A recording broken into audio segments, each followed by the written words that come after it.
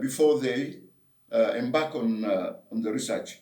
And one of those important works is Umberto Eco's How to Write a Thesis by MIT Press. Here, Umberto Eco recognizes that different people have different reasons for researching a particular aspect. Not everybody who researches is going to end up writing a PhD thesis or becoming an academic. So that's an important point, which he makes. So every researcher or every student must read Umberto Eco's How to Write a Thesis. And then the Structure of Scientific Revolutions by Thomas Kuhn. I think this is an essential text because it explains to us how paradigms shift over time. One theory overtakes another one.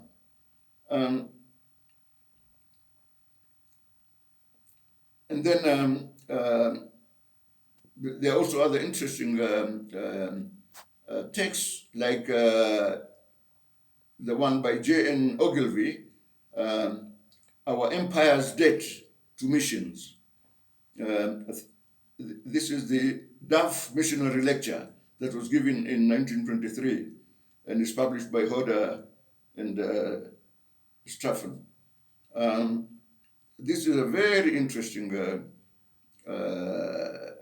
article because it shows how political clout is used by religious institutions in order to advance their objectives, and these objectives are not always positive. In fact, it's one of those I would call a very alarming text, for anybody to read, and especially an African or somebody from the third world. When they read this, then you get an extremely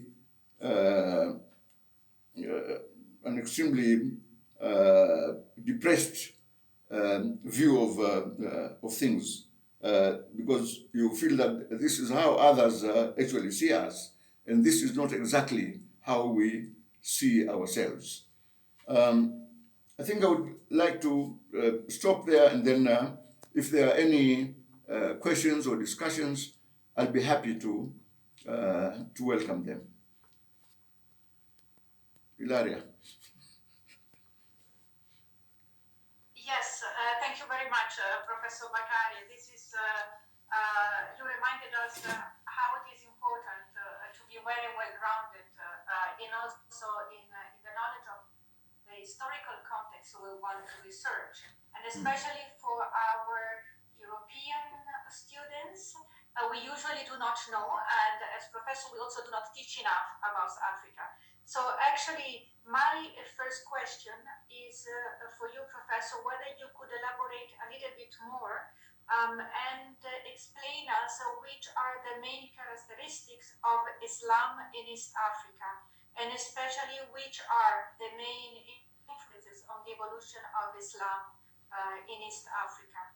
So for now, to better contextualize the topic of today. Yeah. Okay, thanks very much, Ilaria.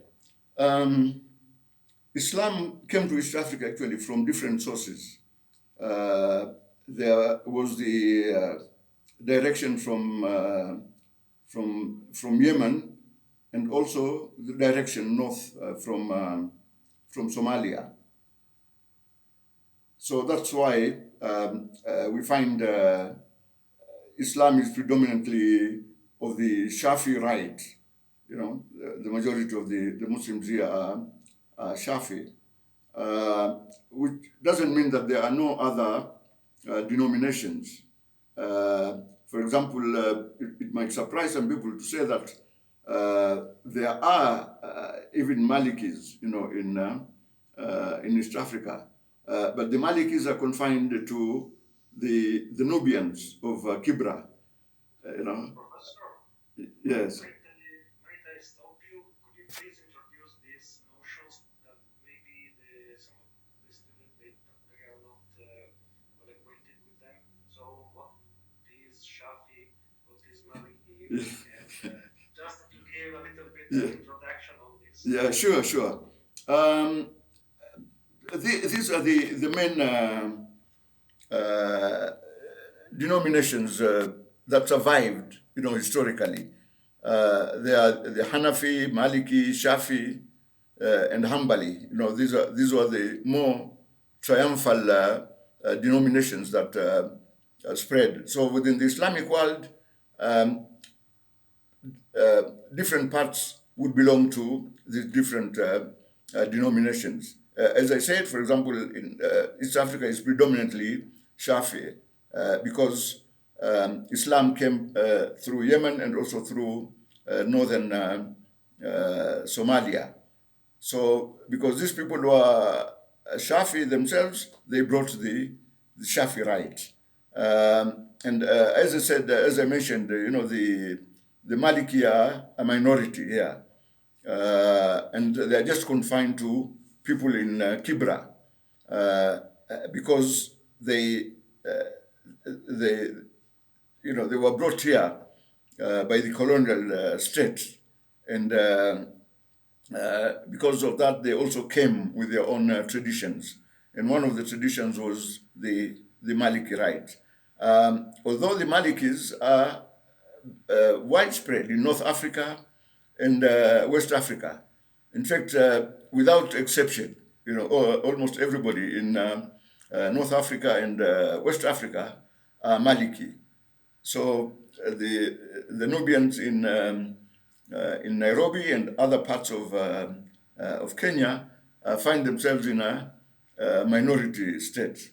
And then you also have Shias, and then again the Shias are divided into their various groups.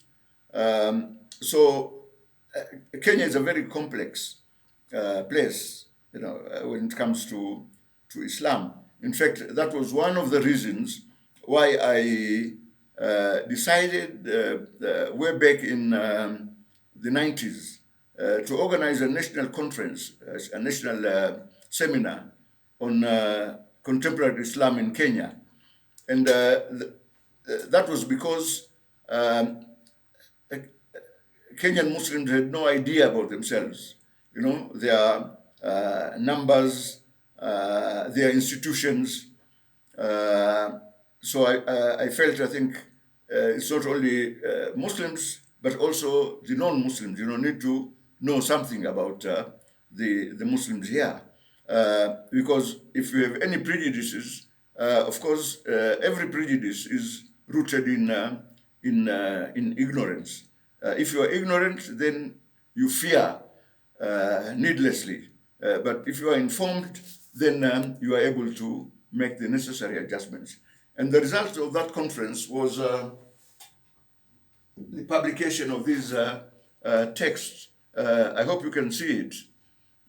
Islam in Kenya, where I mobilized everyone interested in any aspect of Kenyan Islam, which included my non-Muslim students who are now doing quite well themselves.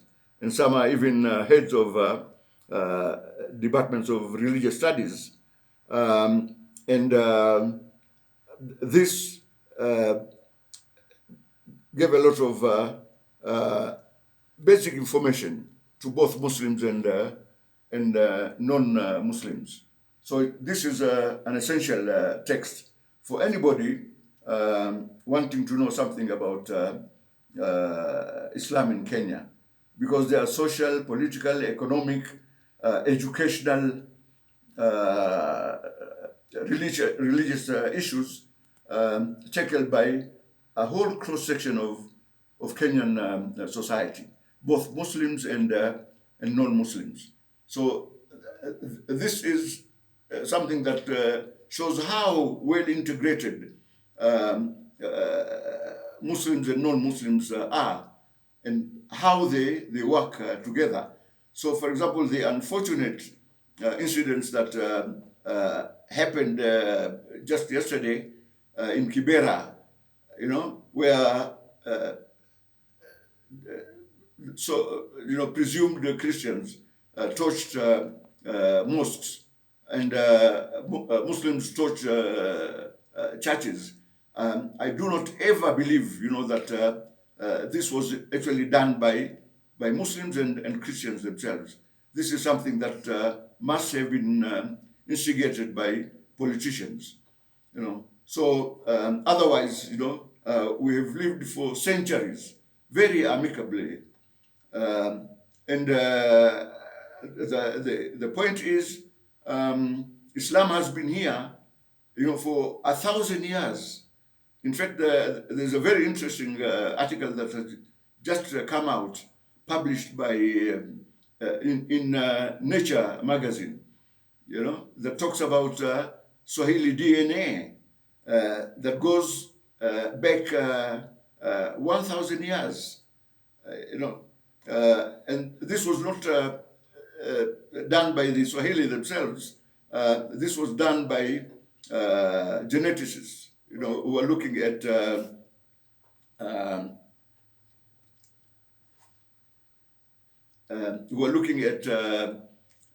the DNA of Swahili, and they said that this corroborated what the Swahili themselves, the Swahili views about themselves, not about what others, thought about them.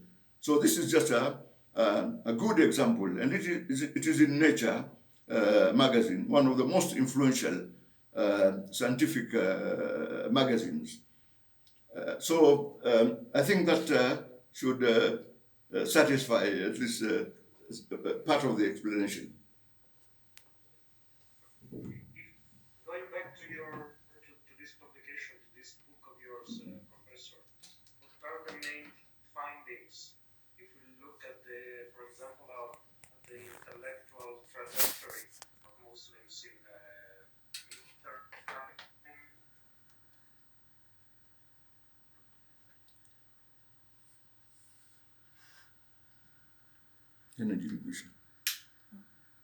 Professor, can you hear me? Yes, now I can. Yes. Yeah. I was asking if you could tell us what the most important findings of your book, Islam in Kenya, especially related to the intellectual trajectory. What are the main trends nowadays that lead the Muslim minority in the country? Yeah. Muslims in Kenya are not as insular as we imagine them. They are very well connected to other outside ideologies and so on and so forth.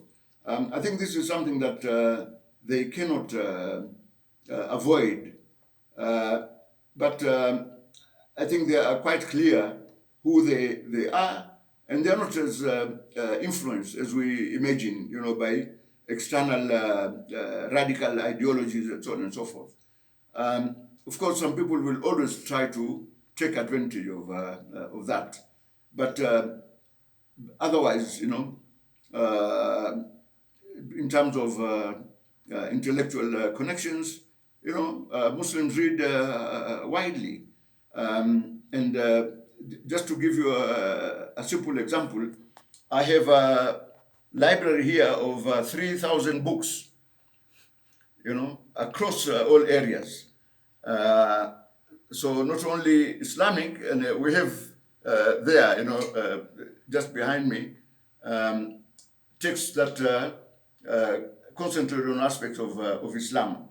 But we have texts by, by non-Muslims, by Christians, by atheists. One of my favorite books here is the biography of the daughter of Karl Marx. One of the most interesting books that you can read. And then people of my generation are also fairly well educated, and we are um, educated here, in this country. So we know exactly, what is happening, and we've gone to school with people from diverse backgrounds.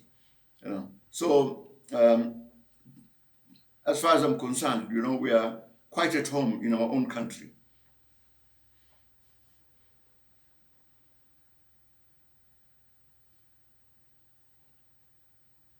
Yes, any other question?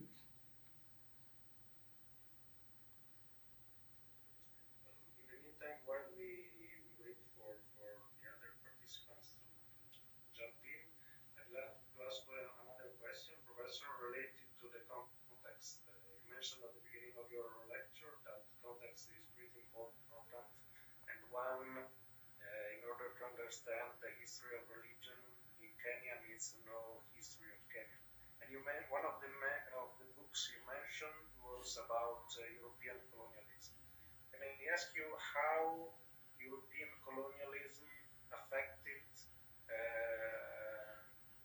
Islam, the way Islam was thought and evolved and developed throughout the 20th century in Kenya?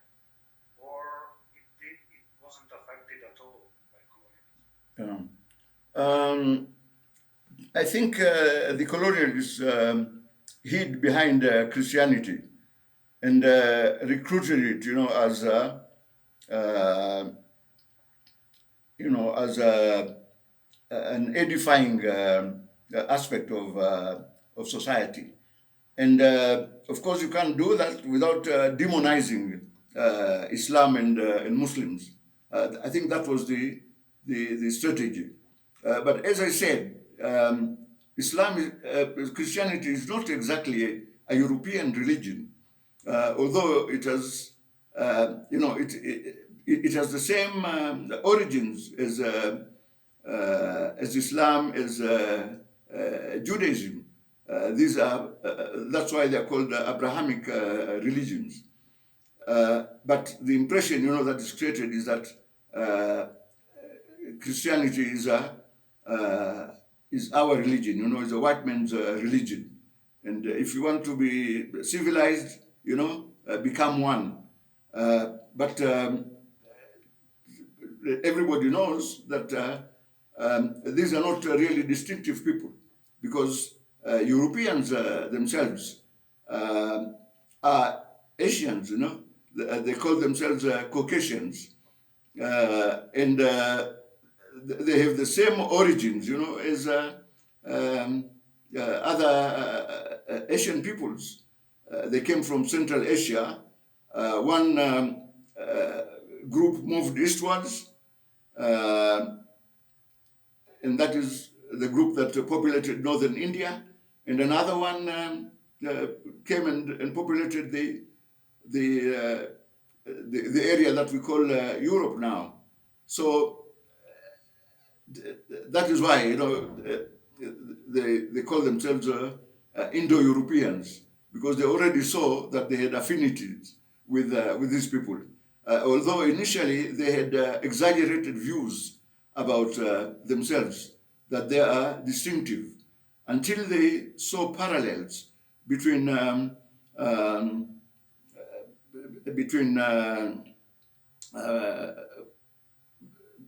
for example, Farsi and other languages. When they saw the structure, they realized that we have so much in common, with these other groups. So I think that made them more humble, in the views about themselves. But of course, everybody thinks they are superior to everybody else. So this is just a basic human tendency. So people that you think are inferior don't have that view about themselves. So I think this is the reality.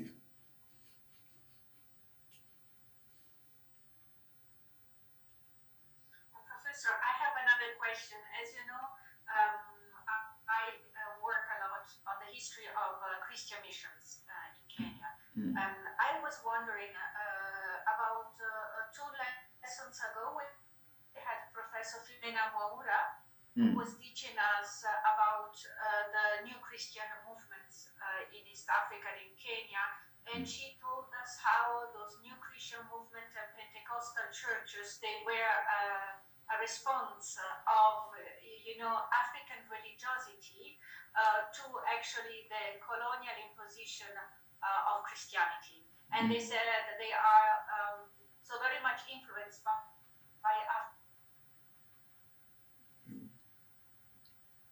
Can't hear. Hiyo labda haina energy ya kutosha. Niko